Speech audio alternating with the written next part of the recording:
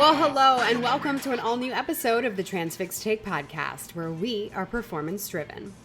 It's the week of August 23rd, and we are bringing you news, insights, and trends for shippers and carriers from our market expert, Justin Mays. Mays, as usual, it's always great to be with you. How's it going? Hey, Jenny, it's a pleasure to be with you as well today to talk more about the freight markets. And in this episode, we're going to talk about some of the volatility and the weather out on the West Coast and down south. Hurricane Hilary certainly had record rainfall for the California area, especially in San Diego. And I hear that there's another hurricane on the rise. That's right, Jenny. Before we download what's happening in the freight market throughout the entire U.S., we're going to spend some time out on the West Coast, especially California and Southern California, as Hurricane Hilary, or Tropical Storm Hilary as it made landfall, drenched a large portion of the West Coast from parts of Nevada all the way up throughout California. And it's still not over. Oh no, hurricane season is just getting started. And what an introduction, but tell us how it's impacted the full truckload sector, Mays. Well, Jenny, no issues yet for full truckload freight. We haven't experienced any difficulties yet, and capacity doesn't seem to be impacted at all, but there may be some delayed impacts.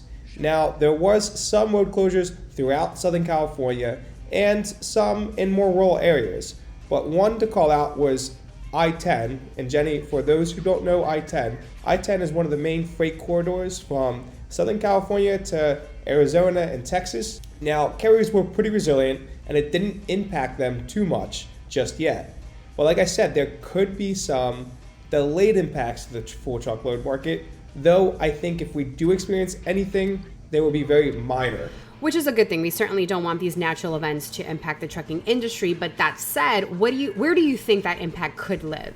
Future impacts could be continuous flooding as rainwater from northern parts of California continue to flow downward to lower level land, creating more problems and potential road closures. Now, additionally, there are some issues on the intermodal side. Union Pacific reported that parts of their network in Southern California is experiencing network out of service and interruptions. Now, there's no telling how long this is going to last for, but this could have an impact on full truckload volume as freight needs to be pushed through trucks to get across the country because of the railroad issues. Now, again, Jenny, I don't think even with these interruptions on the intermodal side, we're going to see too much of a disruption to the full truckload side. Now, my question is whether or not you've seen an uptick in tender rejections, especially over on the West Coast. Well, Jenny, we're not seeing too much of an impact. Carriers are still taking freight headed into these impacted areas by Tropical Storm Hilary, and it's really not causing any difference in the tender rejections we're seeing coming out of some of the major freight markets with high volumes such as Ontario and Los Angeles. In fact, Jenny, we were already experiencing a steady increase in tender rejections out of the Los Angeles, Ontario market in Southern California. And we haven't seen a pop up just yet from the storm, and I really don't think we're going to see it. We've seen this steady increase for over the last 45 days, and right now, tender rejections in those high volume markets is just over 5%. That's ahead of the national average, by the way, which is important to call out because last week we did call out that the Southern California and California as a whole is experiencing a tightening in the freight market. Wow, yeah, and you know what? That's not to say that those numbers will change over the next week or so, depending on how the hurricane and its after effects really take into effect this week. Which is to say, this is only the beginning. You're 100% right, Jenny. We may be talking about hurricanes for the next few months as we're getting into the peak hurricane season. And we could see some volatility in the next few months if powerful storms do impact parts of the U.S. In fact, Jenny, moving under the radar is Tropical Storm Harold, which a lot of people haven't been keeping an eye on because of this disruption out on the West Coast. But it's making its way through the southern part of Texas on Tuesday, which may result in, again, minimal impacts in freight markets such as Laredo.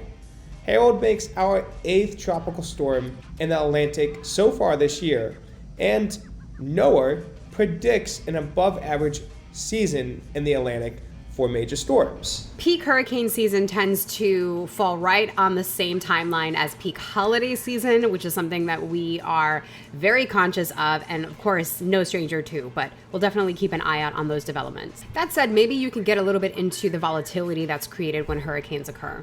Well, Jenny, some of the big factors on why volatility is created when hurricanes hit different parts of the U.S. is one, increased demand of emergency and building supplies. When a hurricane has a large impact in different parts of the country, there is a big demand for rebuilding, but also getting supplies there ahead of time and throughout the event. Additionally, Jenny, there's a lot of displacement of capacity. And this has a domino effect in different markets that aren't even impacted by the storm. Due to carriers looking to avoid the storm altogether, carriers looking to partake in the relief efforts and staging of that emergency supply or building supplies. And of course, warehouse or facility closures. Now, this is something that we could still potentially see some isolated examples of in Southern California with flooding. When hurricanes do have an impact to a region, we usually see some closings, whether it's due to flooding or power outages, and this forces a backlog of freight needing to leave and be received by different facilities, along with equipment for carriers being held up while holding freight for longer periods. And Jenny, we can't forget major roadways being closed. Like I mentioned earlier, I-10 was closed due to flooding, and it is a large artery for the U.S. freight markets. Thank you, Maze. It's always important to level set what happens or what could be expected to happen once a hurricane or tropical storm hits. That said, it is now time to move into what's happening in the industry and what we should look forward to and prepare for as we drive closer to Labor Day weekend. Over the past week, we have seen the national average rate per mile experience a slim decline. But we will likely start seeing this change next week as we approach the holiday weekend. Which, Maze, would not be surprising considering this is one of the last chances carriers have to create that volatility. And we are surely going to get some disruption along with it. The slim decrease in rates we saw week over week is likely due to the overall easing of the higher demand of overall volume in the market that we mentioned the last 2 weeks. We are seeing volume slightly decline, though still higher than almost all of 2023.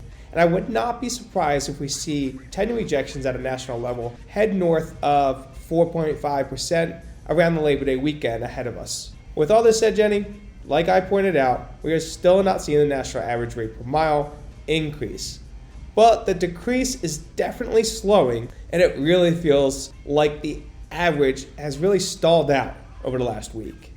Now, there are clear regions where you are seeing increases versus decreases for the rate per mile. And as we head into the holiday, I believe we will see the national average increase around 5%, similar to what we experienced on the 4th of July holiday and Memorial Day weekend holiday. And let's hope for carriers' sake that volatility and increase in rates lasts a lot longer this time around post-holiday. That said, you know what it's time for, the regional breakdown. Let's start with the West Coast. Now, week over week, we've seen the West Coast experience decreases in average rate, but it is very specific. Southern California did see a decrease from last week, but I assure you we are going to see increases due to the slim impacts we experienced with Hilary. Now, it's important to note that the Pacific Northwest is still on fire, Jenny. Rates are still going higher for freight leaving the Pacific Northwest, as we would anticipate with produce season shifting. But on the flip side, Arizona has had back-to-back weeks of significant declines in rates, as Arizona has clearly shifted gears out of produce season. Now, I do think if we go back to Tropical Storm Hilary, I do believe we are going to see some impacts that are isolated, really freight picking up within California, shipping within the West Coast. We're likely going to see rates increase more than we would on other lanes leaving the West Coast. Now, for argument's sake, let's take a drive on through I-10 and head on over to the southern region with specific call-outs in Texas. We are going to be driving into a region that is seeing decreases in rates in every market but one. And that's Fayetteville, Arkansas, that saw a very slim increase.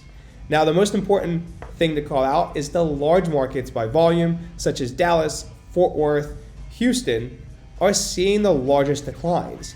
That means, Jenny, that there is more capacity than those markets need, and that capacity is going to start having a domino effect to nearby markets, which is going to continue to drive down rates in the entire South region. Okay, and what's happening over on the Southeast region? It's not much of a different story. Most markets in the Southeast saw decreases week over week as carriers look to continue to move out of the southern part of the country after getting paid a higher rate to get there. Now, the largest market by volume in the Southeast, Atlanta, Georgia, is still continuing to experience decreases. The one area that is of mention in the Southeast that is actually seeing increases is going to be Tennessee. Most markets in Tennessee are seeing some capacity tightness, and most likely this is due to Tennessee being right on the border of the Midwest. And when we get into the Midwest, we'll go into why. But before we do that, let's head over to I-95 and head into the coastal region. What's happening there? We're seeing rates continue to decrease in the coastal area. Now, it really depends on what market you're in and where you're going, but as we mentioned before, if you're picking up and hauling freight out of the coastal region, you're going to find that rates are decreasing going into the Northeast and Midwest as they are the more favorable regions for carriers, and freight heading down to the South or Southeast is still going to probably get you paid higher, but like I mentioned, you're not going to be able to demand a higher rate leaving those regions. Okay, and why don't we shift gears over to the Northeast region? This is one of the markets that we've mentioned for the past few weeks is starting to really tighten up into its peak season. And every single market, Jenny, has experienced an increase. Now, the markets that are experiencing a larger increase are the higher volume markets. So similar to Texas, with the higher volume markets experiencing increases in the domino effect, we're going to see that in the Northeast, just in the opposite context. As the high volume markets such as Allentown, Pennsylvania and Elizabeth, New Jersey are seeing these higher week over week increases on the rates, it's going to start drawing in capacity from neighboring markets, which in result will just push up the pressure on rates leaving those markets. Let's keep it moving. What's going on in the Midwest region? It's clear that the Midwest has really started to shift gears and follow behind the Northeast. Every market but 3 saw increases since last Monday to today, and some of them are seeing pretty large increases. A state to watch out for is definitely going to be Ohio, as every market in Ohio is experiencing significant increases. And that's to no surprise, Jenny, because we're seeing the same thing in most of the state of Pennsylvania. So that entire region is definitely experiencing a demand and capacity mismatch. Now, it's going to be very important to continue to watch what happens to other major markets in the Midwest, such as Chicago, St. Louis, Louisville. They are all seeing increases, but not to the levels of Ohio just yet. And it really looks like we're already seeing the domino fall over to Indiana, as most markets in Indiana are also seeing increases. So Maze, I know you specifically want to call out correlations between tender rejections and rate increases, specifically in the Northeast and Midwest. Let's talk about it. What are you thinking is happening here? When we look at Elizabeth, New Jersey, Allentown, Pennsylvania, Columbus, Ohio, and Cleveland, Ohio, not only are we experiencing increasing rates, but you're seeing that correlation with tender rejections, as these 4 markets are also leading the charge in the U.S. with tender rejection increases. On the flip side, Houston, Texas continues to ease, and not only in rate, Jenny, like we called out, but also in tender rejections. So we are starting to really find that correlation between tender rejections and rates, but you have to look at a more granular view.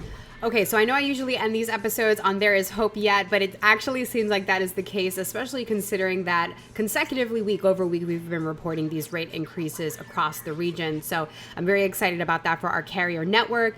That said, we hope everyone stays safe out there, whether you are dealing with Hurricane Hilary or Tropical Storm Harold. We will see you next week with an all-new episode of the Transfix Take podcast, and please drive safely.